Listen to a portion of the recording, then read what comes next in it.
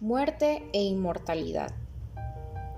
Nos conviene volver hoy una vez más sobre el significado de la soledad originaria del hombre, que surge sobre todo del análisis llamado texto yavista del Génesis 2. El texto bíblico nos permite, como ya hemos comprobado en las reflexiones precedentes, poner de relieve no solo la conciencia que tiene el cuerpo humano. El hombre es creado en el mundo visible como cuerpo entre los cuerpos, sino también la de su significado propio. Teniendo en cuenta la gran concisión del texto bíblico, no se puede desde luego ampliar demasiado esta implicación. Pero es cierto que tocamos aquí el problema central de la antropología. La conciencia del cuerpo parece identificarse en este caso con el descubrimiento de la complejidad de la propia estructura, que basándose en una antropología filosófica, consiste en definitiva en relación entre alma y cuerpo. El relato yavista, con su lenguaje característico, esto es, con su propia terminología, lo expresa diciendo: formó Yahvé Dios al hombre del polvo de la tierra y le inspiró en el rostro aliento de vida. Y fue así el hombre ser animado. Génesis 2. Y precisamente este hombre, ser animado, se distingue a continuación de todos los otros seres vivientes del mundo visible. La premisa de este distinguirse el hombre es precisamente el hecho de que solo él es capaz de cultivar la tierra. Génesis 2, 5. Y de someterla. Génesis 1, 28. Se puede decir que la conciencia de la superioridad, inscrita en la definición de humanidad, nace desde el principio a base de una praxis o comportamiento típicamente humano. Esta conciencia comporta una percepción especial del significado del cuerpo propio, que emerge precisamente del hecho de que el hombre está para cultivar la tierra y someterla. Todo esto sería imposible sin una inclusión típicamente humana del significado propio del cuerpo. Parece pues que conviene hablar ante todo de este aspecto, más bien que del problema de la complejidad antropológica en sentido metafísico. Si la descripción originaria de la conciencia humana sacada del texto yavista comprende en el conjunto del relato también el cuerpo, si encierra como el primer testimonio del descubrimiento de la propia corporeidad e incluso, como se ha dicho, la percepción del significado del propio cuerpo, todo esto se revela basándose no en algún análisis primordial metafísico, sino en una correcta subjetividad bastante clara del hombre. El hombre es sujeto no solo por su autoconciencia y autodeterminación, sino también en base al propio cuerpo. La estructura de este cuerpo es tal que le permite ser el autor de una actividad puramente humana. En esta actividad, el cuerpo expresa la persona.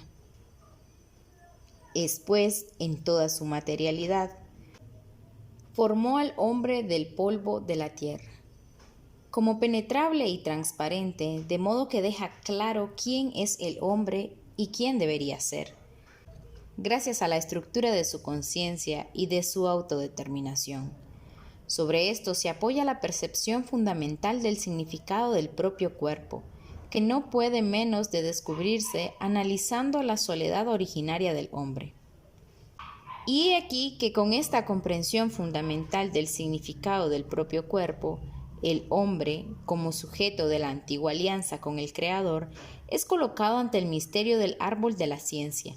De todos los árboles del paraíso puedes comer, pero del árbol de la ciencia del bien y del mal no comas, porque el día en que de él comieres, ciertamente morirás. Génesis 2, 16, 17. El significado ordinario de la soledad del hombre se basa sobre la experiencia de la existencia que le ha dado el Creador. Esta existencia humana está caracterizada precisamente por la subjetividad, que comprende también el significado del cuerpo. Pero el hombre, que en su conciencia originaria conoce exclusivamente la experiencia de existir y por lo tanto de vida, ¿habría podido entender lo que significaba la palabra morirás? sería capaz de llegar a comprender el sentido de esta palabra a través de la compleja estructura de la vida que le fue dada cuando el Señor Dios le inspiró en el rostro aliento de vida? Es necesario admitir que esta palabra, completamente nueva, se presenta en el horizonte de la conciencia del hombre sin que él haya experimentado nunca la realidad, y que al mismo tiempo esta palabra se presenta ante él como una antítesis radical de todo aquello de lo que el hombre había sido dotado. El hombre oía por primera vez la palabra morirás, sin haber tenido familiaridad alguna con ella en su experiencia hasta entonces.